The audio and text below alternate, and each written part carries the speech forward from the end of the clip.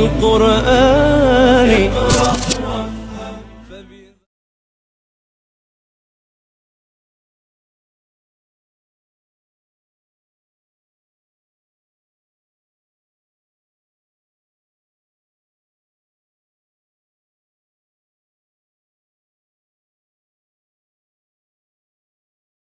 أعوذ بالله من الشيطان الرجيم.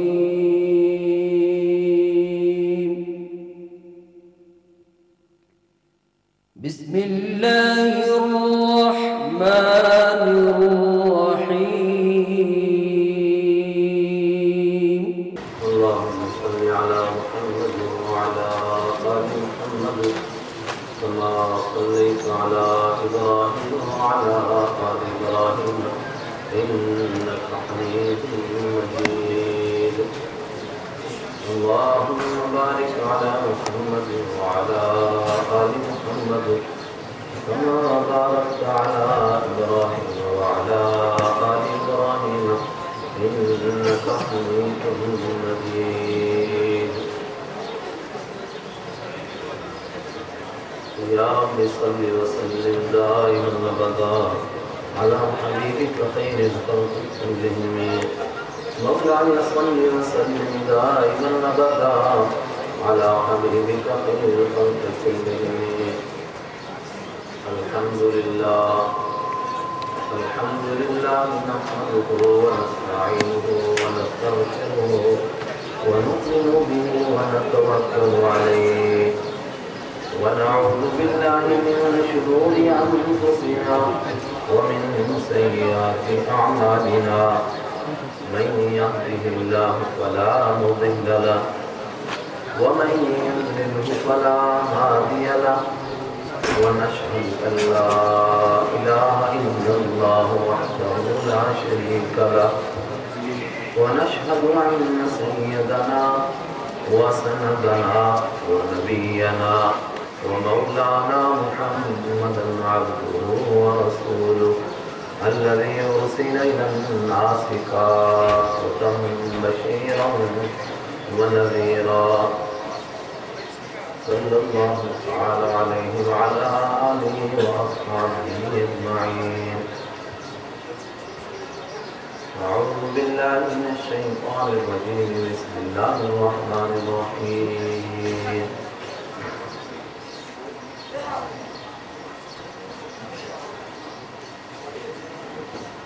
إنا نحن نزلنا الذكر وإنا له لحافظون.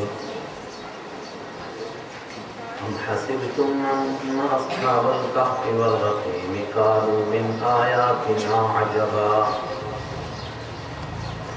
صدق الله مولانا العظيم.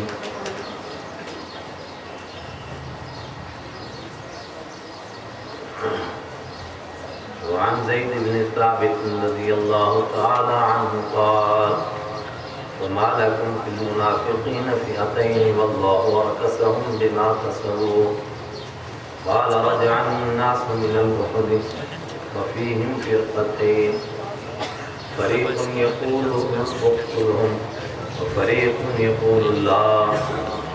فنزلت: فما لكم في المنافقين فئتين والله أركسهم بما كسبوا. وقال النبي صلى الله عليه وسلم: لا، إنها طيبة، إنها تنفي الخبر كما تنفي الكير خبث الفضة، أو كما قال عليه الصلاة والسلام.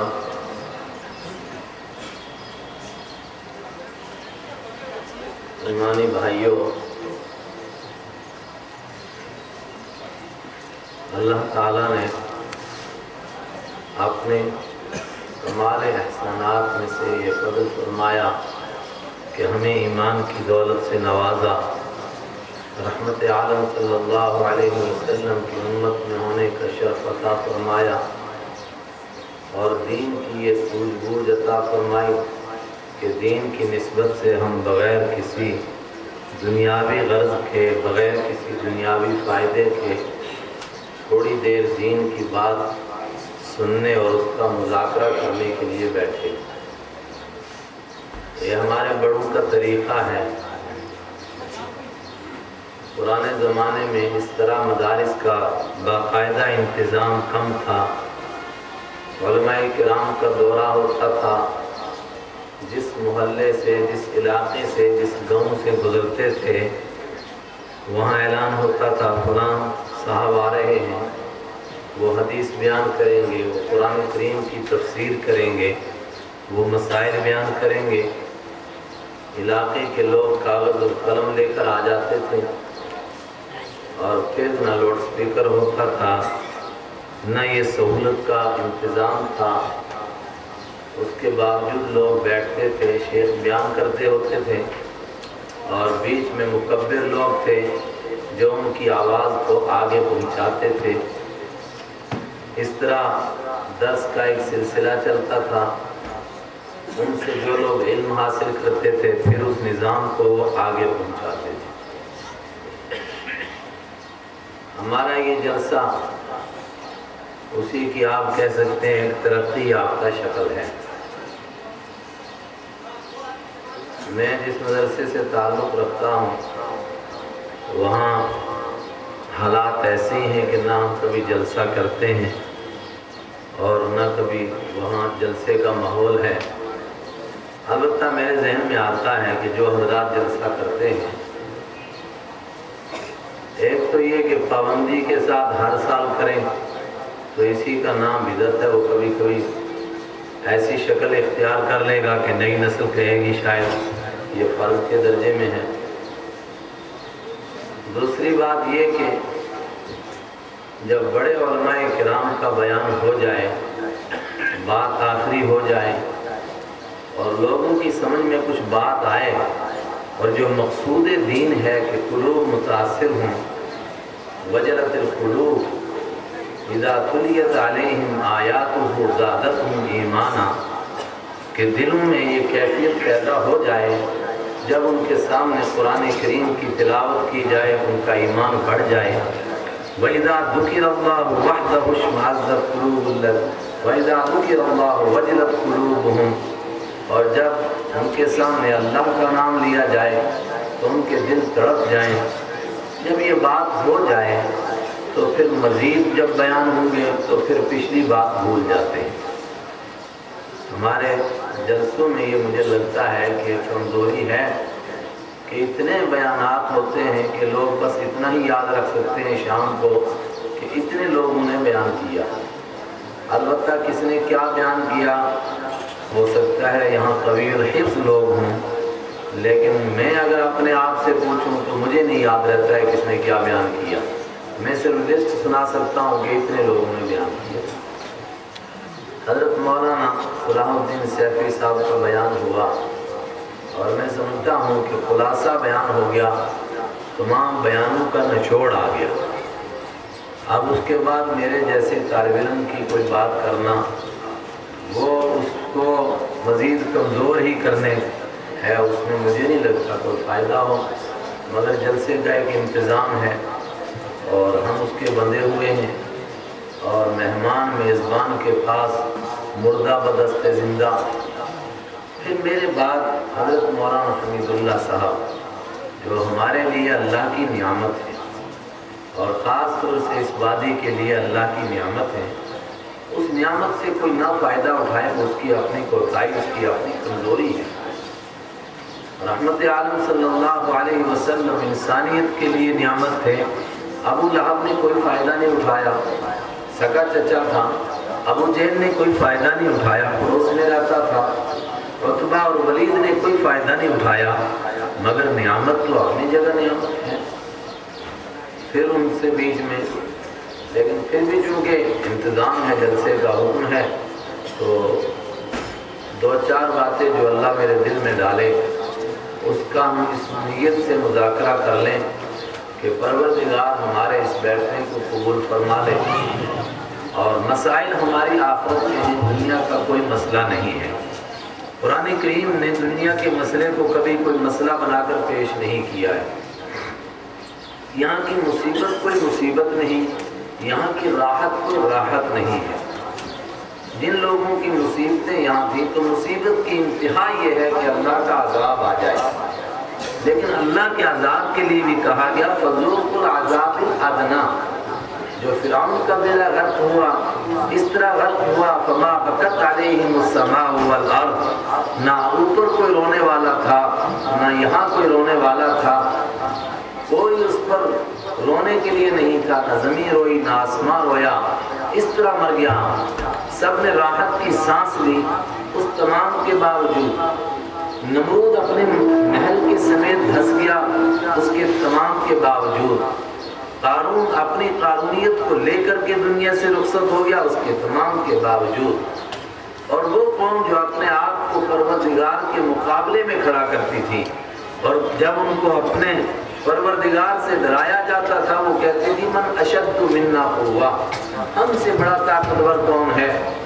اس قوم پر عذاب مسلط ہوا، اور کیسا عذاب؟ سخرنا علیہم 7 لیال و 8 ایام حسوما فترى القوم فيها صرعا كأنهم اعجاز نخل خاوية۔ سب چیزوں میں کمزور سمجھا جاتا ہے ہوا کو، کیا ہے جی اس کی تو ہوا ہے، ہوائی تو ہے، فرمایا اسی کو ہم نے مسخر کیا ان کے اوپر، مسلط کیا ان کے اوپر۔ 7 لیال و 8 ایام، 7 راتیں اور 7 لیال 7 راتیں اور 8 دن۔ کیسی ہوا تھی؟ حسوما، لگاتار چلی اور جڑوں کو کاٹنے والی، اور پھر کیا تھا؟ پوری قوم کیسے پڑی تھی؟ سرعا، چت پڑی ہوئی، کأنہم اعجاز نخل خاویہ، گویا وہ کھجوروں کے تنے تھے جو اندر سے کھوکھلے تھے، دیکھنے میں بڑے موٹے تازے لمبے ترنگے، مگر جو ہوا کا ایک جھونکا لگا ایک دھکا نہیں برداشت کر سکے۔ فَهَلْ تَرَى لَهُم مِّن بَاقِيَةٍ، تو کیا کوئی باقی نظر آتا ہے ان میں سے؟ وہ قوم جو پروردگار کے عذاب کا مذاق اڑاتی تھی اور لوط علیہ السلام کو دھمکی دیتی تھی، اناس یتطہرون، یہ کچھ لوگ ہیں بڑے پاک باز بنتے ہیں، اگر باز نہیں آئے تو اپنی بستی سے نکال دیں گے۔ فَجَعَلْنَا عَالِيَهَا سَافِلَهَا وَأَمْطَرْنَا عَلَيْهِمْ حِجَارَةً مِّن سِجِّيلٍ۔ کیا ہوا؟ عذاب کا ایک جھونکا آیا، نیچے کی زمین اوپر، اوپر کی زمین نیچے، سب کے سب ملیا میل، اور قیامت تک کے لیے نشانی، مردار سمندر پیدا ہو گیا وہاں۔ اور ان سب کے ہلاک کرنے میں ذرا وقت لگا، فرمایا وقت اس لیے نہیں لگا کہ خدا وقت کا محتاج ہے۔ ایک دوسری قوم دیکھو، ان کو بھی پروردگار نے تھوڑی سی طاقت دی تھی، جاب الصخر بالواد، پہاڑوں کو تراشتے تھے، محل بناتے تھے، جہاں کوئی خالی جگہ دیکھتے تھے اس کے اوپر اپنی یادگار تعمیر کرتے تھے، ہم نہیں رہیں گے ہماری یادگاریں رہیں گی۔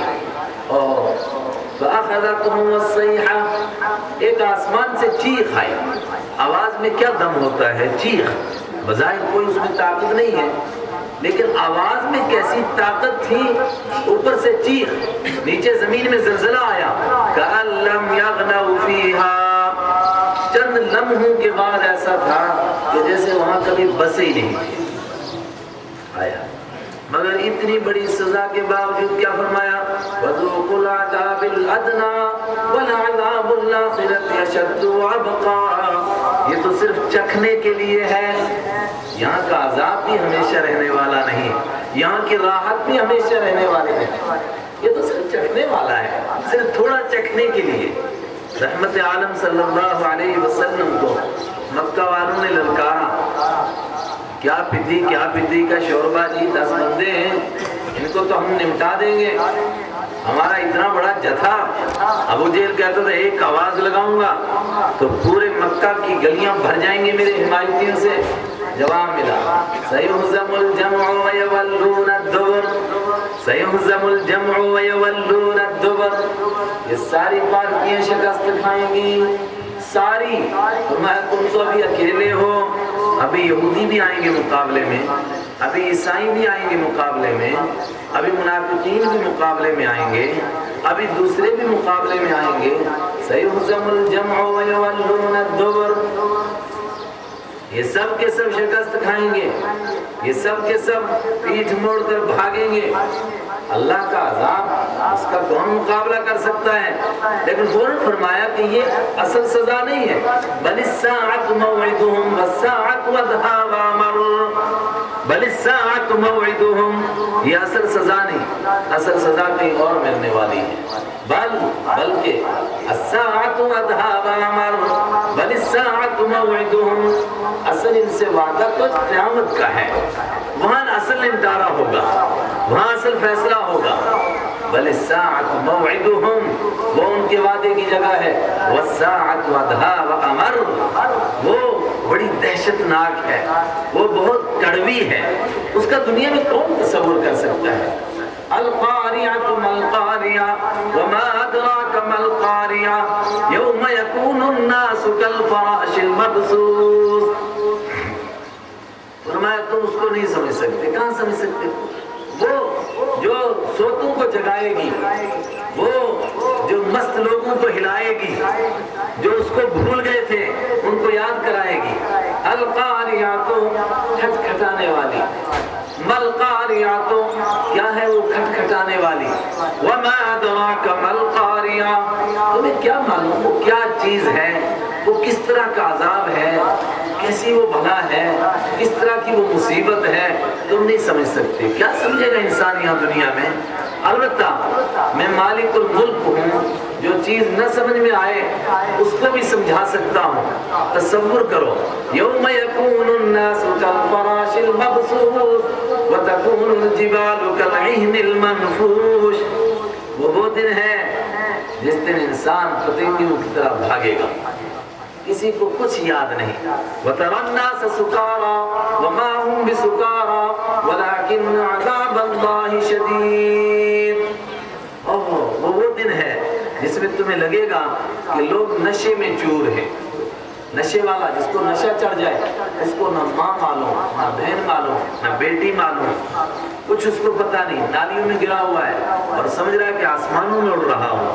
وَتَرَى النَّاسَ سُكَارَىٰ وَمَا هُمْ بِسُكَارَىٰ وَلَٰكِنَّ عَذَابَ اللَّهِ شَدِيدٌ، تمہیں لگے گا لوگ نشے میں ہیں، لوگ نشے میں نہیں ہیں۔ وَلَٰكِنَّ عَذَابَ اللَّهِ شَدِيدٌ، اللہ کا عذاب بڑا سخت ہے، وہ ہے اصل جگہ، اور وہ بھی اصل نہیں۔ فرمایا اس کے بعد یوم الحسرہ، یوم التغابن، وہ حسرت کا دن، وہ ہار اور جیت کا دن، وہ افسوس کرنے کا دن، وہ ندامت کا دن۔ اور رحمت عالم صلی اللہ علیہ وسلم نے فرمایا کون سا دن؟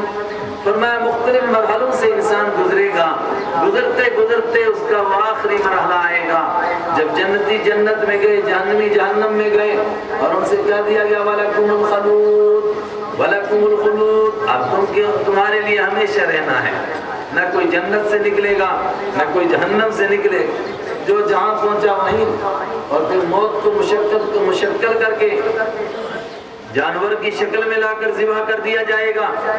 وہ حسرت کا دن ہوگا، اس وقت میں افسوس کریں گے، ہائے اب کیا کریں، اب کیا کریں، اب کچھ بھی نہیں کریں، اب کچھ نہیں ہو سکتا ہے۔ میرے ایمانی بھائیوں، آج یہ کر رہا تھا، یہاں کی راحت بھی عارضی اور یہاں کی مصیبت بھی عارضی۔ ایک اشکال ہوا کہ رحمت عالم صلی اللہ علیہ وسلم اللہ کے اتنے محبوب، اللہ کے اتنے پیارے، پھر پروردگار ان کو مکہ میں کافروں سے مارے کھاتا ہوا کیسے برداشت کرتا ہے؟ وہ مقدس چہرہ جس کی عرش پر قسم کھائی جائے، جو سر زمین پر آئے تو زمین کو قرار مل جائے، جن کے چلنے کی پاؤں جہاں آپ کے مقدس قدم لگے وہاں کی قسم کھائی جائے، اور پھر انہی کے اوپر مرے ہوئے جانور کی اوجڑی لا کر ڈالی جائے، پروردگار کیوں برداشت کر رہا ہے؟ اس کو معلوم نہیں کیا ہو رہا ہے؟ میں معلوم ہے۔ فَلَا تَحْسَبَنَّ اللَّهَ غَافِلًا عَمَّا يَعْمَلُ الظَّالِمُونَ، مت یہ سمجھو کہ ظالم کیا کر رہے ہیں ہمیں معلوم نہیں، سب معلوم ہے۔ لیکن یہاں اگر سزا بھی ملے گی تو کیا سزا ہوگی؟ سزا وہاں ہے جو ہمیشہ رہے گی۔ انما نؤخرهم لیوم تشخص فیہ الابصار، اس دن کے لیے مؤخر کیا جا رہا ہے جس میں نگاہیں پھٹی کی پھٹی رہ جائیں گی، واپس نہیں پلٹ سکیں گی۔ مہطعین مقنعی رؤوسہم لا یرتد الیہم طرفہم وافئدتہم ہواء، ہائے ہائے جب دوڑے جا رہے ہوں گے اس کی عدالت کے سامنے، مڑ کر کوئی نہیں آ سکے گا، دل ہوا ہوں گے، وہاں ان کو سزا دوں گا جہاں لا یموت فیہا ولا یحیا، نہ موت آئے گی نہ جی سکے گی۔ یاتیہ الموت من کل مکان، ہر طرف سے موت آئے گی، مصیبت ایسی ہے کہ لگتا ہے امر دنیا میں کہتے ہیں جو 80% جل جائے وہ بچ نہیں سکتا، پھر کہتے ہیں جس کے ہارٹ تک آگ پہنچ جائے اب اس کے بچنے کی کوئی امید نہیں ہے، وہاں تو ابتدا یہاں سے ہو رہی ہے۔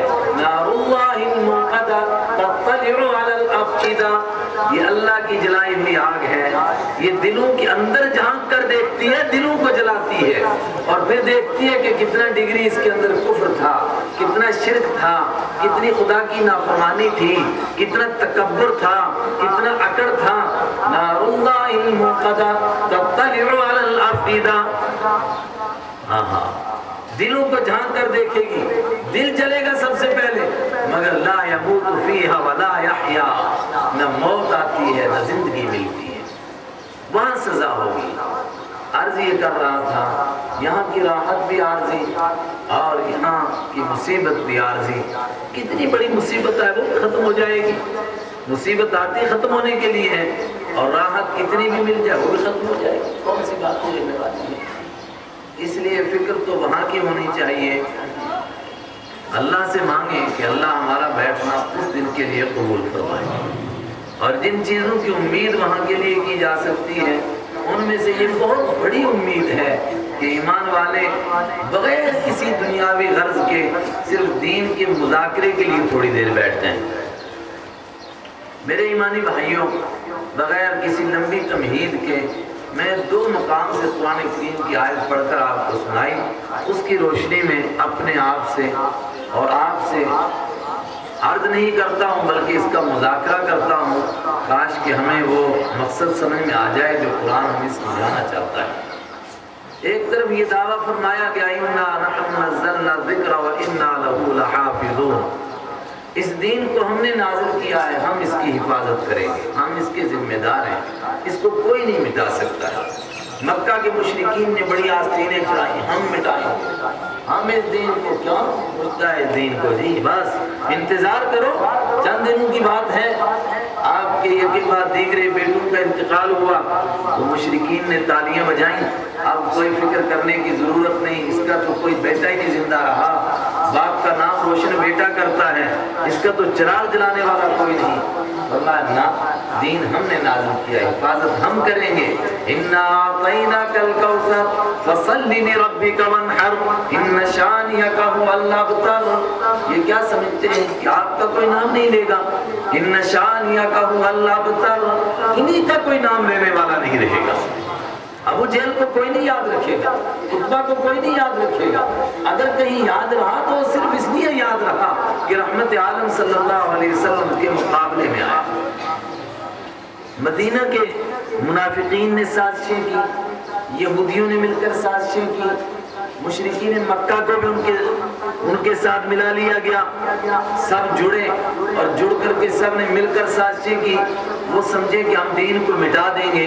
قرآن نے فرمایا نہ، وَمَكَرُوا مَكَرَ اللَّهِ وَمَكَرُوا، انہوں نے بڑی بڑی چالیں کی، مکر اللہ، اللہ نے تدبیر بھی فرمائی، انہوں نے دین کو مٹانے کے لیے، اللہ نے دین کو غالب کرنے کے لیے، اور اس وقت میں جب بظاہر کوئی روشنی نظر نہیں آتی تھی اس وقت فرمایا وَالسَّمَاءِ ذَاتِ الرَّجْعِ وَالْأَرْضِ ذَاتِ الصَّدْعِ إِنَّهُ لَقَوْلٌ فَصْلٌ وَمَا هُوَ بِالْهَزْلِ إِنَّهُمْ يَكِيدُونَ كَيْدًا وَأَكِيدُ كَيْدًا فَمَهِّلِ الْكَافِرِينَ أَمْهِلْهُمْ رُوَيْدًا۔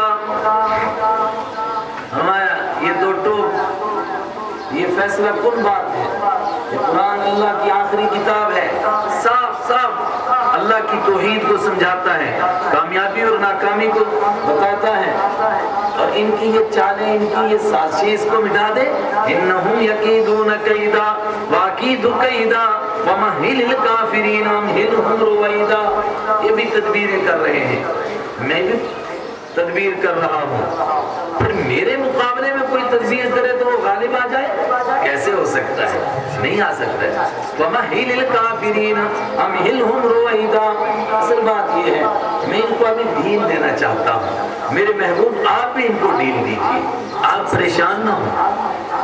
وَإِذْ يَمْكُرُ بِكَ الَّذِينَ كَفَرُوا لِيُثْبِتُوكَ أَوْ يَقْتُلُوكَ أَوْ يُخْرِجُوكَ وَيَمْكُرُونَ وَيَمْكُرُ اللَّهُ وَاللَّهُ خَيْرُ الْمَاكِرِينَ. رحمت عالم صلی اللہ علیہ وسلم مکہ سے تشریف لے جا رہے ہیں. بظاہر لگتا ہے کہ دین مٹ رہا ہے اور مکہ والے سمجھتے ہیں کہ ہم فاتح ہو گئے، ہمارا دشمن ڈر کے مارے بھاگ گیا یہاں سے. صحابہ چپکے چپکے ہجرت فرما رہے ہیں. میرے اور آپ کے آقا اللہ کے محبوب رحمت عالم صلی اللہ علیہ وسلم رات کی تنہائی میں غار ثور تشریف لے جاتے ہیں اور وہاں سے ہجرت فرماتے ہیں. اذ یمکر بک الذین کفروا. اس منظر کو یاد کرو جب آپ کے خلاف تدبیریں ہو رہی تھی. کیا تدبیریں ہو رہی تھی؟ کوئی کہہ رہا تھا ان کو قید کیا جائے، کوئی کہہ رہا تھا ان کو ملک سے نکالا جائے، اور کوئی کہہ رہا تھا ان کو قتل کیا جائے. وَمَكَرُوا وَمَكَرَ اللَّهُ. وہ بھی تدبیریں کر رہے تھے، اللہ بھی تدبیر فرما رہا تھا. آپ تشریف لے گئے، وہ سمجھے کہ بس کام ہو گیا. قرآن کریم نازل ہوا.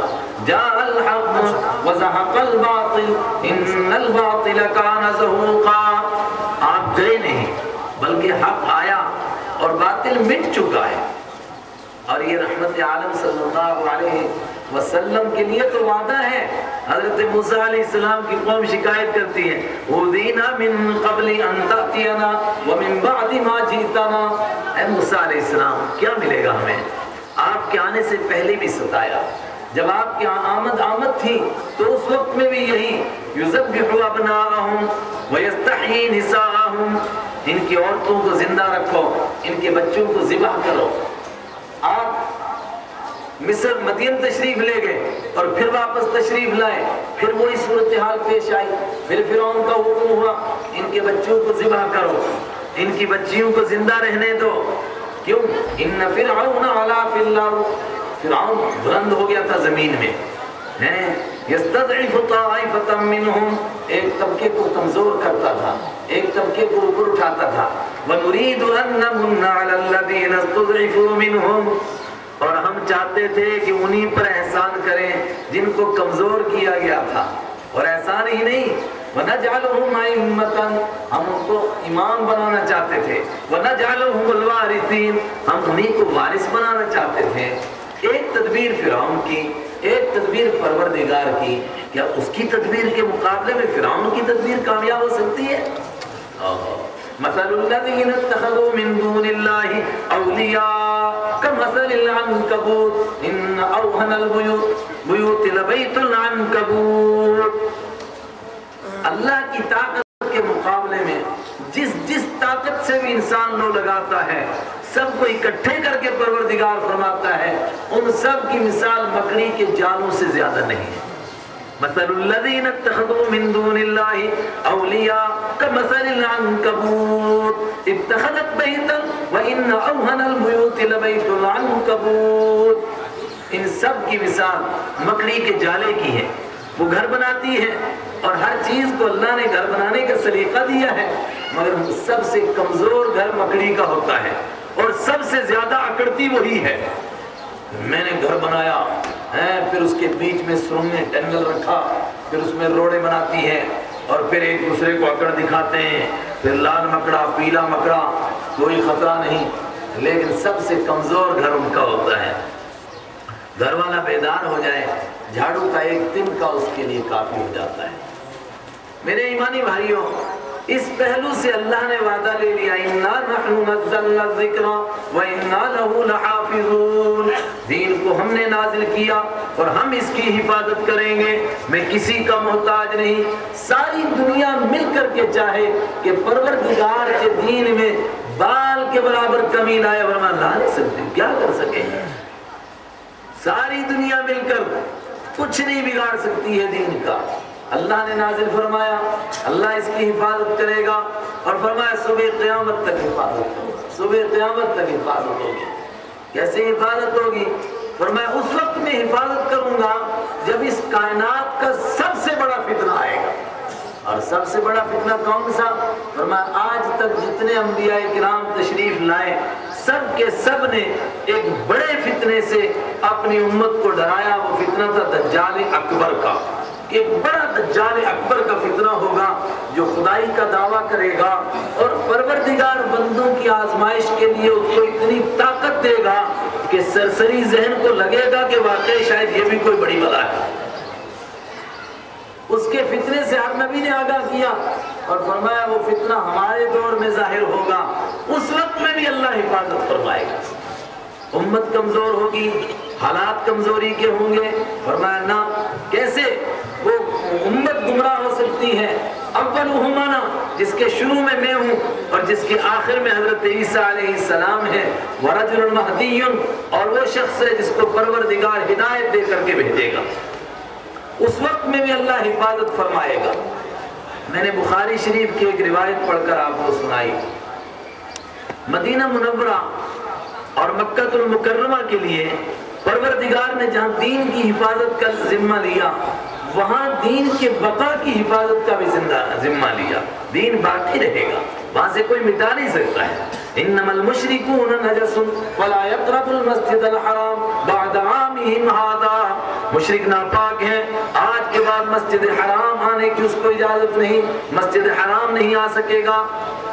اور مدینہ منورہ، فرمایا میرے اور آپ کے آقا رحمت عالم صلی اللہ علیہ وسلم نے فرمایا دنیا بھر کے اندر دین کی کمزوری آئے گی، مگر یہاں اللہ تعالیٰ دین کی کمزوری نہیں آنے دے گا، یہاں نہیں آئے گی۔ جس طرح سانپ صبح نکلتا ہے پلٹ کر شام کو پھر اپنے بل میں آتا ہے، اس طرح دین پلٹ پلٹ کر مدینہ میں آئے گا، یہاں تک کہ جب دجال اکبر کا فتنہ ہوگا تو وہ کوئی بستی نہیں چھوڑے گا جہاں وہ پہنچے گا نہیں، ہر بستی میں پہنچے گا۔ لیکن اگر نہیں پہنچ سکے گا، نہیں داخل ہو سکے گا، تو مدینہ میں نہیں داخل ہو سکے گا، مکہ میں نہیں داخل ہو سکے گا، نہیں داخل ہو سکے گا۔ فرماتے ہیں رحمت عالم صلی اللہ علیہ وسلم کہ اس وقت میں مدینہ کے 7 دروازے ہوں گے، ہر دروازے سے گھسنے کی کوشش کرے گا، لیکن پروردگار کی طرف سے ایسا غیبی انتظام ہوگا اس کی سیکورٹی کا کہ کسی طرف سے داخل نہیں ہو سکے گا۔ اور کیسے داخل ہو سکے؟ احد کا واقعہ ہے، رحمت عالم صلی اللہ علیہ وسلم 1000 کو لے کر نکلے ہیں، 300 دن کے کالے ہیں، راستے میں ہی انہوں نے دھوکہ دیا اور کہا کہ ہم مرنے کے لیے تیار نہیں ہیں، یہ تو سیدھا مرنے مارنے کی بات ہو رہی ہے۔ راستے سے واپس پلٹے، عبداللہ ابن ابی کی پارٹی، منافقین کی پارٹی، صحابہ واپس لوٹے، آپس میں اختلاف ہوا کہ ان کے ساتھ کیا کیا جائے۔ کسی نے کہا کہ ان کو قتل کر دیا جائے، نہ رہے بانس نہ بجے بانسری۔ دوسروں نے کہا کہ نہیں، قتل نہیں کر سکتے ہیں، اس لیے کہ یہ ہماری صفوں کے بیچ میں رہتے ہیں، دنیا میں یہ بات پھیلے گی کہ ہم اپنے بھائیوں کو قتل کرتے ہیں، یہ الزام ہمارے لیے مناسب نہیں ہے۔ فنزلت، یہ آیت نازل ہوئی، فما لکم فی المنافقین فئتین واللہ ارکسہم بما کسبوا۔ سب سے پہلے تو پروردگار نے اس کی اصلاح فرمائی کہ ان کے بارے میں اختلاف کر رہے ہو، ان کے بارے میں آپس میں ایک دوسرے سے دوری ہو رہی ہے، ان کو تو پروردگار نے ان کے اعمال کی وجہ سے پلٹ دیا، ان کی کھوپڑی ٹیڑھی ہو گئی، ان کو کبھی سیدھی بات سمجھ میں آئے گی نہیں۔ اور پھر رحمت عالم صلی اللہ علیہ وسلم نے فرمایا رہنے دو، یہ مدینہ ہے، اللہ نے اس کو پاک بنایا ہے، اپنے محبوب کے لیے اس کو مہجر بنایا، ہجرت کی جگہ بنایا، اپنے محبوب کے لیے اس کو مدفن بنایا، تو پھر اس میں کوئی ناپاک دل والا رہ سکتا ہے؟ انہا طیبتن، بے شک یہ پاک جگہ ہے، انہا تنفی الخبث، یہ ناپاکی کو برداشت نہیں کر سکتا ہے، یہاں ناپاک زیادہ دیر ٹھہر نہیں سکتا ہے۔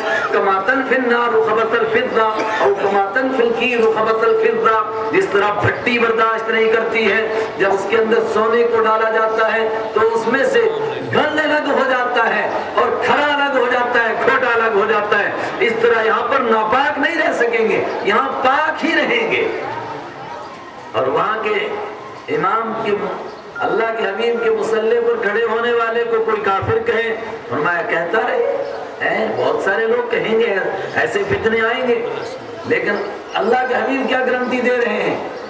یہ 3 ہجری کی بات ہے، اور 10 ہجری ہے تو پروردگار نے صاف فرما دیا، یا ایھا النبی جاہد الکفار والمنافقین واغلظ علیہم، اے رحمت عالم صلی اللہ علیہ وسلم ان کے ساتھ وہ سخت معاملہ فرمائیے تاکہ یہ درنگی چھوڑیں، یا ادھر ہو جائیں یا ادھر ہو جائیں۔ اور بالکل یہی ہوا، تاریخ گواہ ہے کہ کوئی اس طرح کا بندہ نہیں رہ سکا، یا تو ایمان قبول کر لیا، اعلان کر لیا، بہت بڑی تعداد تو ان کی ہے، اور پھر تھوڑی سی تعداد وہ جو مدینہ چھوڑنے پر مجبور ہو گئی، چھوڑنے پر نہیں، مدینہ نے ان کو برداشت ہی نہیں کیا۔ انہا طیبۃ انہا تنفی الخبث کما تنفی النار خبث الفضہ، برداشت نہیں کر سکتا ہے یہ۔ ایمان کی حفاظت کی ذمہ داری پروردگار نے لی، دین نہیں مٹ سکتا ہے صبح قیامت تک۔ فرمایا اس دجال اکبر کا فتنہ آئے گا، اور اس وقت میں بھی اللہ ایمان والوں کو ایمان عطا فرمائے گا۔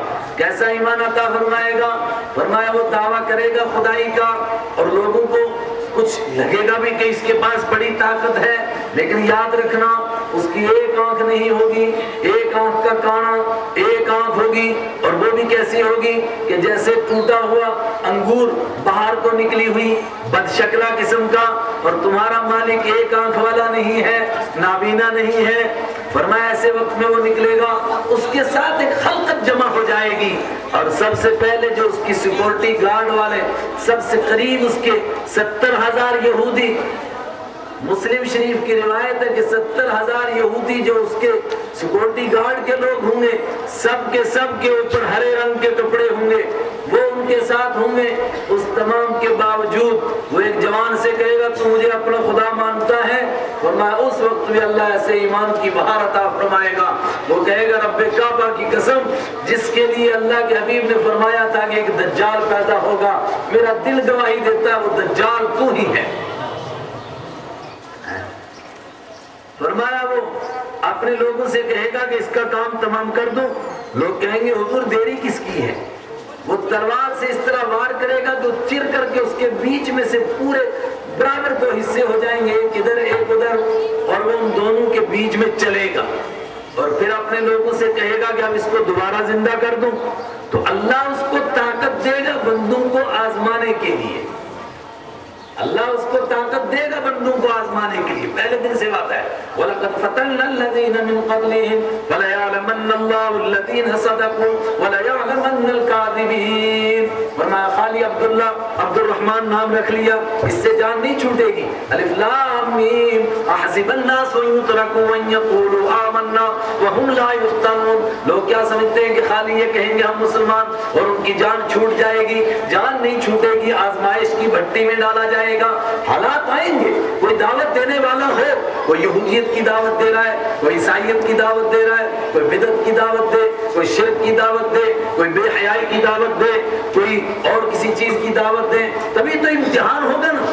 فرمایا ایسے نہیں چھٹی ملے گی۔ وَلَقَدْ فَتَنَّا الَّذِينَ مِن قَبْلِهِمْ فَلَيَعْلَمَنَّ اللَّهُ الَّذِينَ صَدَقُوا وَلَيَعْلَمَنَّ الْكَاذِبِينَ۔ ہم نے تم سے پہلوں کو بھی آزمایا تھا تاکہ کھڑے اور کھوٹے کو اللہ الگ کر دے، سچے اور جھوٹے کو الگ کر دے۔ اور پھر فرمایا فَلَيَعْلَمَنَّ اللَّهُ الَّذِينَ آمَنُوا وَلَيَعْلَمَنَّ الْمُنَافِقِينَ۔ آزمائشیں اس لیے آتی ہیں کہ اللہ ظاہر کرنا چاہتا ہے ایمان والا کون ہے اور بے ایمان کون ہے، اندر سے پاک کون ہے اور ناپاک کون ہے، کس نے ایمان کی تیاری کی ہے، کس نے اپنا ایمان بنایا ہے اور کس نے نہیں بنایا ہے، کس نے نہیں بنایا۔ ذرا سا جھٹکا لگتا ہے تو پھر کیا ہوتا ہے؟ وَمِنَ النَّاسِ مَن يَقُولُ آمَنَّا بِاللَّهِ فَإِذَا أُوذِيَ فِي اللَّهِ جَعَلُوا فِتْنَةَ النَّاسِ جَعَلَ فِتْنَةَ النَّاسِ كَعَذَابِ اللَّهِ۔ فرمایا کچھ کمزور ہوتے ہیں ایمان نہیں بنایا، خالی نعرے مارنے والے جالا، پھر کیا ہوتا ہے؟ کہتے آمنا باللہ، زور زور سے اعلان لگاتے ہم پکے ایمان والے فَإِذَا أُوذِيَ فِي اللَّهِ جَعَلَ فِتْنَةَ النَّاسِ كَعَذَابِ اللَّهِ پھر ذرا سا جب جھٹکا لگتا ہے تو وہ کہنے لگ جاتے ہیں اللہ اس تھوڑی سی مصیبت کو کہتے ہیں جو لوگوں کی طرف سے آئی کہ عذاب آ گیا جی، عذاب آ گیا خدا کا۔ فرمایا اور جو ایمان والے ہوتے ہیں وہ تو کہتے ہیں کوئی اور مصیبت آئے، کوئی اور پریشانی آئے، وہ مصائب سے گھبراتے نہیں ہیں، انہوں نے اپنے آپ کو تیار کیا ہوتا ہے اور صبح قیامت تک یہ طبقہ رہے گا، مٹے گا نہیں۔ لا تزال طائفۃ من امتی علی الحق، میری امت کا ایک طبقہ ضرور صبح قیامت تک حق پر رہے گا۔ لن تجتمع امتی علی الضلالہ، میری امت گمراہی پر کبھی اکٹھی نہیں ہوگی۔ لا تزال طائفۃ من امتی یقاتلون علی الحق، ایک طبقہ ہوگا جو حق کے لیے قربانیاں دیتا رہے گا، مخالفت کرنے والوں کی مخالفت ان کا کچھ نہیں بگاڑے گی، حمایت کرنے والوں سے کچھ نہیں ہوگا، وہ ڈٹ کر کے دین پر رہے گا یہاں تک کہ دجال اکبر آئے گا اور پھر وہ دو ٹکڑے کرے گا اور پھر اپنے لوگوں سے کہے گا اچھا دوبارہ زندہ کر دوں، تو لوگ کہیں گے ذرا حضور کر دیجئے، دیری کس کی؟ تو پھر اس کو دوبارہ زندہ کر دے گا۔ اللہ یہ طاقت دے گا، کیوں دے گا؟ تاکہ بندوں کو آزمائے، اور جب اس کو دوبارہ اٹھائے گا تو وہ پوچھے گا کہ اب تو مجھے اپنا خدا مانتا ہے، وہ کہے گا رب کعبہ کی قسم اب تو مجھے صاف نظر آ رہا ہے کہ تو ہی وہ دجال ہے، اس لیے کہ اللہ کے حبیب نے فرمایا تھا کہ ایک جوان کو وہ چیرے گا اور پھر زندہ کرے گا، میرا دل کہہ رہا ہے کہ وہ جوان میں ہوں اور تو وہ دجال ہے۔ پہلے دن بھی یہی ہوا، آخری دن بھی یہی ہوگا۔ عبداللہ بن حذیفہ رضی اللہ تعالیٰ عنہ جن کو صحابہ میں اللہ نے شرف عطا فرمایا جو اور کسی صحابی کو نہیں، 1,40,000 صحابہ میں سے دو دنیا کی بڑی طاقتوں کو ایمان کی دعوت دینے کا موقع ملا۔ ایک طرف کسریٰ کو دعوت دی، اللہ کے حبیب کا خط لے کر کے گئے۔ اب وقت نہیں ہے وہ لمبی بات بیان کرنے کا کہ کس شان کے ساتھ اس کے دربار میں پیش ہوئے اور کس طرح وہ خط پیش کیا اور اس نے دربار سجایا اور اس کے بعد اپنے وزیر سے کہا کہ خط لے کر کے آ۔ انہوں نے کہا کلا واللہ لا یدم بیدن، ایسا نہیں دے سکتا ہوں، مجھے میرے محبوب نے کہہ رکھا ہے کہ اس کے ہاتھ میں دے کر آنا، میں تیرے ہاتھ میں دوں گا۔ ہاتھ میں دیا اس کو اور اس کے بعد وہ کیسے بڑبڑایا اور ان کو کوئی خوف نہیں، کوئی گھبراہٹ نہیں۔ فرمایا میں یہی سوچتا تھا کہ زیادہ سے زیادہ یہی کہے گا گردن بزن، اس کو قتل کر دو تو اسی دن کے لیے تو پیدا ہوا ہوں، اسی تمنا میں تو جی رہا ہوں کہ کبھی اس کے نام پر یہ موقع مل جائے۔ اور دوسرا وہ موقع فرماتے تھے کہ میں دعا کرتا تھا، تمنا کرتا تھا کاش دنیا کی بڑی دوسری طاقت ہے قیصر کی، رومن امپائر کی، کاش اللہ اس کو مجھے دعوت دینے کا موقع دے دے۔ اللہ نے موقع دیا، ایک بڑے قافلے کے ساتھ گرفتار ہو کر کے پیش ہو گئے۔ رومی بادشاہ نے کہا کہ جو ان میں سے بڑا ہے اور جو ان کے نبی سے زیادہ قریب ہے اس کو میرے سے ملاؤ۔ حضرت عبداللہ ابن حذیفہ کو گرفتار کر کے اس کے سامنے پیش کیا گیا اور اس نے سب سے پہلے ترغیب دی اور اس کے بعد ترہیب، نہیں سمجھے شاید آپ، پہلے لالچ دی اور اس کے بعد ڈرایا۔ اس نے کہا اگر مان لے گا تو تجھے اپنی بادشاہی میں شامل کروں گا، اگر عیسائیت کو قبول کر لے گا تو تجھے اپنا داماد بنا دوں گا، اگر عیسائیت کو قبول کر لے گا تو تجھے اپنی بادشاہی میں شامل کر لوں گا۔ فرمایا رب کعبہ کی قسم تیری بادشاہی کیا ہے؟ اگر تجھے ساری دنیا کا بادشاہ بنا دیا جائے اور پھر تو یہ کہے کہ بادشاہی میں شامل نہیں کروں گا، ساری بادشاہی تجھے دے دوں گا، تو میں اس کو تھوکنے کے لیے بھی تیار نہیں ہوں۔ اس دین ایمان وہ قیمتی چیز ہے کہ جس کے سامنے یہ سب کچھ ہیج ہے، اس کی کوئی قیمت ہی نہیں ایمان کے مقابلے میں۔ اس نے کہا اچھا تیرا خمار ابھی اتارتا ہوں۔ کیسے اتارا؟ دوسرے قیدیوں میں سے ایک کو بلایا اور اس کو ایک ایک اس کے جسم کا ٹکڑا کر کے اتارنے لگا۔ ایک آدمی کاٹتا جاتا تھا اور اس کو کہتا جاتا تھا یہ عیسائیت کو قبول کر لے، بازو کاٹتا تھا وہ کہتے تھے نہیں، پھر دوسرا بازو کاٹتا تھا فرماتے تھے نہیں، پھر پاؤں کاٹتا تھا فرماتے تھے نہیں۔ اس طرح ٹکڑے کیے ایک ایک ان کو دکھا کر کے، انہوں نے بھی قبول نہیں کیا۔ اس نے پھر کہا کہ دیکھ اس کا کیا حشر ہوا، تیرا بھی یہی ہوگا۔ فرمایا 1000 بار ہو جائے گھبراہٹ نہیں ہے۔ ہمارے نبی نے فرمایا لَوَدَدْتُ أَن نُقَاتِلَ فِي سَبِيلِ اللَّهِ اُقْتَلْ ثُمَّ أُحْيَا ثُمَّ أُقْتَلْ ثُمَّ أُحْيَا ثُمَّ أُقْتَلْ ثُمَّ أُحْيَا ثُمَّ أُقْتَلْ ثُمَّ أُحْيَا 10 مرات۔ اللہ کے حبیب نے فرمایا کہ میرا دل چاہتا ہے کہ اللہ کے راستے میں میری جان جائے اور پھر زندہ کیا جاؤں پھر جائے، پھر زندہ کیا جاؤں پھر جائے، پھر زندہ کیا جاؤں پھر جائے، دین کے لیے جان جائے۔ فرمایا اس سے بڑی کیا قیمتی چیز چیز ہے, جنت کی نعمتیں بہت زیادہ ہیں, مگر حدیث سے پوچھو, فرماتے رسول پاک صلی اللہ علیہ وسلم جب جنتی کو ایک ایک نعمت مل جائے گی, پروردگار فرمائے گا کچھ اور چاہیے, سب کہیں گے اور کچھ نہیں, لیکن جب یہ لگے گا کہ پروردگار بار بار پوچھ رہے ہیں, چھوڑتے ہی نہیں, الفاظ حدیث کے یہی ہیں, تو پھر شہید اٹھے گا, وہ کہے گا کہ باقی سب نعمتیں مل گئی ہیں, لیکن وہ جو مزہ آیا تھا تیرے دین کے لیے قربانی دینے میں, وہ مزہ تیری جنت میں بھی نہیں آ رہا ہے, وہ مزہ ایک مرتبہ پھر چاہتا ہوں. اوہو, اس نے کہا ابھی نہیں خمار اترا, ابھی اور دے. 2 قیدیوں کو اور بلایا اور آگ کو گرمایا, اس کو جوش دیا اور اس میں ایک کو ڈالا, اس کے سامنے ان کی ہڈیوں کا پنجرا الگ ہو گیا, اسٹرکچر الگ ہو گیا اور گوشت الگ ہو گیا. کہا دیکھ اس کا کیا ہوا. پھر دوسرے کو بلایا, اس کا بھی یہی ہوا. کہا اسی طرح تیرا بھی ہو جائے گا. فرمایا 1000 بار ہو جائے کوئی گھبراہٹ نہیں ہے, جو ایمان قبول کر چکا ہوں وہ دے نہیں سکتا ہوں. صبح قیامت تک اسی طرح دین کی حفاظت ہوگی. مگر یہ اصل بات نہیں, دوسری بات سمجھانا چاہتا تھا. رسول پاک صلی اللہ علیہ وسلم نے فرمایا کہ اس بڑے فتنے سے بھی, اور بڑے فتنے سے پہلے چھوٹے چھوٹے فتنے آئیں گے جو بے دینی کی دعوت دیں گے, جہاں چھانٹ ہوگی, جہاں کفر و ایمان کی پہچان ہوگی, لالچ کی وجہ سے کچھ ادھر جا رہے ہوں گے اور کچھ کو پروردگار ادھر سے ادھر لا رہا ہوگا. یہ دجال کے آنے کی یہ تمہید ہوگی, پروردگار ہی جانتا ہے, لیکن حالات واقعتاً یہی بتاتے ہیں کہ نحن علی باب الساعہ, واقعتاً ایسا ہی لگ رہا ہے کہ کچھ اسی طرح کا ہو رہا ہے. اللہ ہی جانتا ہے. ایسے وقت میں ایمان کو بچا کر رکھنے کی کتنی ضرورت ہے, خود ہی اس کو غور کر لو. لیکن کیسے ایمان بچے گا؟ فرمایا جو سورہ کہف کو پڑھتا رہے گا, فرماتے رحمت عالم صلی اللہ علیہ وسلم, پروردگار اس کے ایمان کو محفوظ رکھے گا, اس کا ایمان بچے گا. سورہ کہف کا پڑھنا اور اس میں برکت ہے, سب کچھ ہے اس میں. اور فرمایا جو دجال کے سامنے پڑے گا اس کے شروع کی آیتیں پڑھے گا, آخر کی آیتیں پڑھے گا. فرمایا اللہ تعالیٰ اس کو اس فتنے سے محفوظ رکھے گا. دجال اکبر کا فتنہ اس پر کارگر نہیں ہوگا, لیکن اس کے اندر کچھ راز بھی ہے کہ اس کے پڑھنے میں یہ حکمت اور اس کے اندر یہ کیوں پروردگار نے یہ کون سی تاثیر ہے.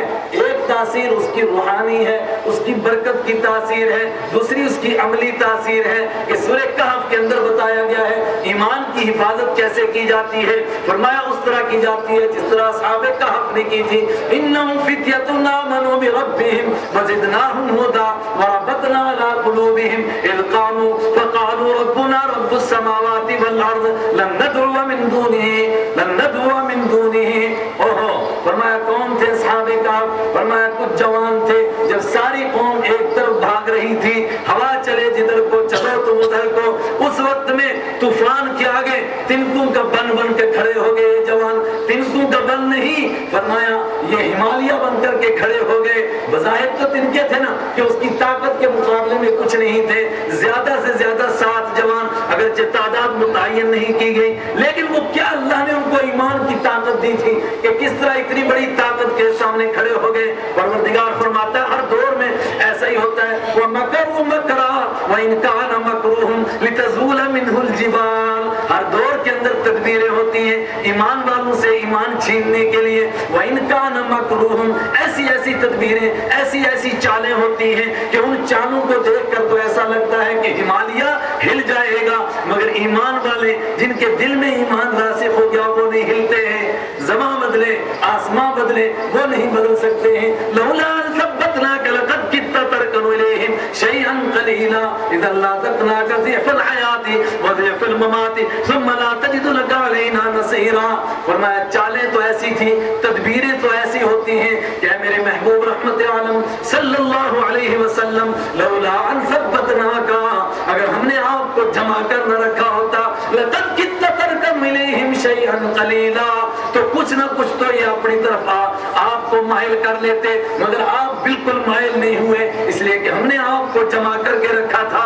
اور ایمان والوں کو بھی پروردگار اسی طرح جماتا ہے. وَإِنْ كَانَ مَكْرُهُمْ لِتَزُولَ مِنْهُ الْجِبَالُ, ان کی تدبیروں اور ان کی چالوں سے اگرچہ پہاڑ ہل جاتا ہے مگر ایمان والے کا ایمان نہیں ہلتا ہے. شرط یہ ہے کہ ایمان اندر گیا ہو, رسول پاک صلی اللہ علیہ وسلم کی محبت اندر داخل ہوئی ہو, کون ایمان ایمان چھین سکتا ہے؟ مسیلمہ کذاب کے پاس حضرت ام عمارہ رضی اللہ تعالیٰ عنہ کے بیٹے حضرت حبیب رسول پاک صلی اللہ علیہ وسلم کا خط لے کر کے گئے اور اس نے ان کو سب سے پہلے، حالانکہ قانون کے خلاف تھا ایک سفیر کو ایسا کرنا، لیکن سب سے پہلے ان کو زنجیروں میں باندھ لیا، ان کے ہاتھ باندھ لیے، ان کے پاؤں باندھ لیے، اور اس کے بعد کہا تشہد ان محمد رسول اللہ، کیا تو گواہی دیتا ہے کہ محمد صلی اللہ علیہ وسلم اللہ کے رسول ہیں؟ جواب دیا اشہد ان محمد رسول اللہ، میں گواہی دیتا ہوں کہ وہ اس کے رسول ہیں۔ کیا کر لے گا تو؟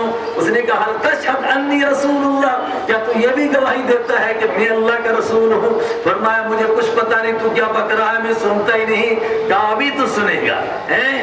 اس کے سامنے ان کا بازو پہلے ایسے کاٹا، پھر ایسے کاٹا، پھر ایسے کاٹتا جا رہا تھا اور اس پہ مرچیں بھرتا جا رہا تھا اور پوچھتا جا رہا تھا تشہد انی رسول اللہ، کیا تم مانے گا اس بات کو کہ میں بھی رسول ہوں؟ فرمایا رسول وہی ہے جو مکہ میں طلوع ہوا اور مدینہ تشریف لایا، تو اپنا منہ تو دیکھ، تیرا منہ کیا رسول کے جیسا منہ ہو سکتا ہے؟ اور تجھے شرم نہیں آتی ہے کس کی اہانت کر رہا ہے؟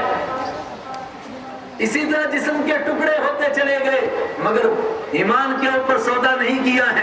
وَإِنْ كَانَ مَكْرُوهُمْ لِتَزُولَ مِنْهُ الْجِبَالُ، اگرچہ پہاڑ اپنی جگہ سے ہل جاتا ہے مگر ایمان والے کا ایمان نہیں ہلتا ہے۔ اِذْ قَامُوا فَقَالُوا رَبُّنَا، فرمایا ایمان ویسا چاہیے جیسے اصحاب کہف کا، اور اگر اس کے لیے ایمان کو بچانے کے لیے شہر چھوڑ کر کے غاروں میں پناہ لینی پڑے تو پھر انسان دریغ نہ کرے، پھر غاروں کی طرف چلا جائے مگر ایمان کو بچائے، اور اس طرح بچائے۔ قاموا فقالوا ربنا رب السماوات والارض، جب ساری دنیا سارے لوگ کہہ رہے ہیں کہ یہ ہمارا خدا ہے اور بادشاہ کے آگے سجدے کر رہے ہیں، اس وقت میں اٹھ کھڑے ہوئے، انہوں نے فرمایا تو خدا نہیں ہو سکتا ہے، ربنا رب السماوات والارض، ہمارا رب وہ ہے جو آسمان کا رب ہے، جو زمین کا رب ہے، تو کیسے رب ہو سکتا ہے؟ تو رب نہیں ہو سکتا ہے۔ وربطنا علی قلوبہم، فرمایا کھڑے وہ ہوئے اور توفیق ہم نے ان کو عطا فرمائی، دل ان کا ہم نے مضبوط کیا، ایسے مضبوط کر دیا کہ اتنے ظالم و جابر بادشاہ کے سامنے بھی ان کو کوئی گھبراہٹ نہیں ہوئی، یہاں تک کہ ان کے اس نعرہ مستانہ نے بادشاہ کو ہلا دیا، وہ کوئی فیصلہ نہیں کر سکا، کوئی سخت آرڈر نہیں کر سکا۔ گھبراہٹ میں اس نے لڑکھڑاتے ہوئے کہا کہ چلو فی الحال میں تمہیں چھوڑتا ہوں، رات سوچو، اگر تم نے کل بھی یہی بات کہی تو تمہارے ٹکڑے کر دوں گا۔ ہائے ہائے، کہاں جب پروردگار یہ توفیق عطا فرماتا ہے پھر کبھی بھی ظالم کو یہ طاقت نہیں رہتی ہے، اس کو گھبراہٹ۔ فرعون ساری زندگی حضرت موسیٰ علیہ السلام کے لیے کیا کہتا تھا؟ ضرونی اقتل موسیٰ، چھوڑو میں موسیٰ کو قتل کر دوں گا، اور پوچھو قتل کرتا کیوں نہیں؟ ہمت نہیں ہوتی ہے۔ ضرونی، مجھے چھوڑو، اقتل موسیٰ، میں موسیٰ علیہ السلام کو قتل کروں گا۔ اور موسیٰ علیہ السلام کیا فرماتے؟ ان الارض للہ یورثها من یشاء، زمین نہ فرعون کی ہے نہ فرعون کے باپ کی ہے، یہ اللہ کی ہے، جس کو وہ چاہتا ہے اس کو دیتا ہے۔ اللہم مالک الملک تؤتی الملک من تشاء وتنزع الملک ممن تشاء وتعز من تشاء وتذل من تشاء بیدک الخیر انک علی کل شیء قدیر۔ یہ فرعون کیا کر سکتا ہے؟ زمین اس کی ہے۔ اوہو، یہ ایمان ہو آدمی کے اندر، پھر حوادث نہیں اس سے چھین سکتے ہیں، حالات نہیں اس سے چھین سکتے ہیں۔ میرے نوجوان ساتھیوں، کیا اس میں راز تھا کہ پروردگار نے اس دین کے لیے سب سے پہلے جن کی قربانی قبول کی وہ کمزور لوگ تھے، وہ کوئی بڑے طبقے کے لوگ نہیں تھے، بلکہ جس کی جان سب سے پہلے گئی وہ کوئی مرد نہیں، ایک عورت تھی۔ قیامت تک کے انسانوں کو بتانے کے لیے کہ جب ضمیر سے کوئی فیصلہ ہوتا ہے پھر اس کو بدلا نہیں جا سکتا ہے، جس کو معاشرے میں کمزور سمجھا جاتا ہے عورت کو، وہ بھی جب فیصلہ کر لیتی ہے پھر کوئی بدلا نہیں سکتا ہے، اس سے کوئی ایمان چھین نہیں سکتا ہے۔ بزرگوں کا بیان ہونا ہے اور میری صحت بھی ساتھ نہیں دیتی، میں خلاصتاً عرض کروں، یہ عرض کرنا چاہتا تھا، حالات بالکل بتا رہے ہیں، وہ وقت آ گیا ہے جب کھرے اور کھوٹے کا فیصلہ ہونا ہے، جس کے لیے فرمایا صبح کو نکلے گا ایمان کے ساتھ اور شام کو لوٹے گا، مگر ایمان کی دنیا لٹ چکی ہوگی، جس میں کھرے اور کھوٹے کا فیصلہ ہوگا۔ اور جس کے لیے اعلان ہوا پہلے دن سے من یرتد منکم عن دینہ، جو میرے دین سے مرتد ہو جائے گا مجھے کوئی پرواہ نہیں ہے، کوئی یہودی بنے بنتا رہے، کوئی عیسائی بنے بنتا رہے، میرے دین میں کوئی فرق آنے والا نہیں ہے۔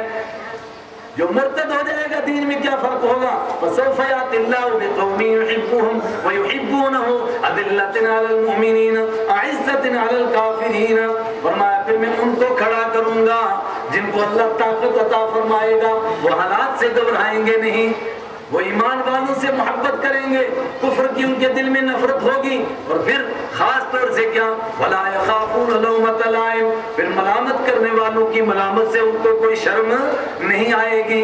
آج سنتوں کو اپناتے ہوئے شرم آتی ہے، کیا بتائیں جی کاروبار کرتے ہیں شرم آتی ہے، کیا بتاؤں جی ملازمت کرتا ہوں ڈپارٹمنٹ ایسے شرم آتی ہے، وہ بے شرم پھر نبی کا امتی کس لیے بنتا ہے؟ وہ تھے نبی کے امتی، حضرت ام عمارہ رضی اللہ تعالیٰ عنہ عورت ذات ہیں، رسول پاک صلی اللہ علیہ وسلم، احد کا میدان ہے، حالات کچھ عجیب قسم کے آئے ہیں، فکشف الناس عن رسول اللہ، لوگ چھٹ گئے ہیں رسول پاک صلی اللہ علیہ وسلم کے پاس سے، ایسے وقت میں ایک مرد کو دیکھا وہ بھاگا جا رہا ہے اور ڈھال اس کے ہاتھ میں ہے، اور ادھر ام عمارہ ایک عورت ذات عورت ہے، مشکیزہ لے کر گئی تھی پانی پلانے کے لیے، لیکن جب حالات دیکھے تو مشکیزہ نیچے رکھ دیا اور تلوار اٹھا لی۔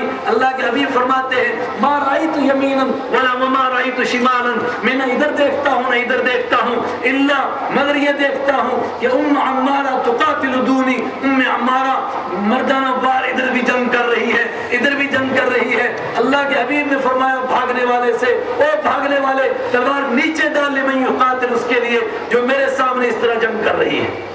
فدا کا ابی و امی، تمہارے اوپر میرے ماں باپ قربان ہوں، اور عورتوں میں سے یہ تنہا ایک ہے جن کے لیے فرمایا تجھ پر میرے ماں باپ قربان ہوں۔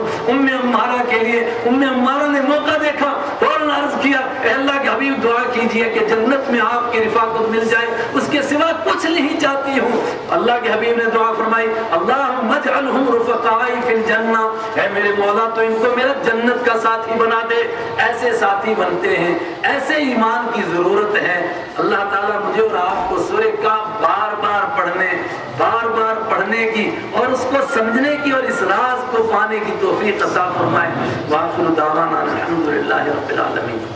أشرقت نفسي بنور من فؤادي حينما رددت يا رب العباد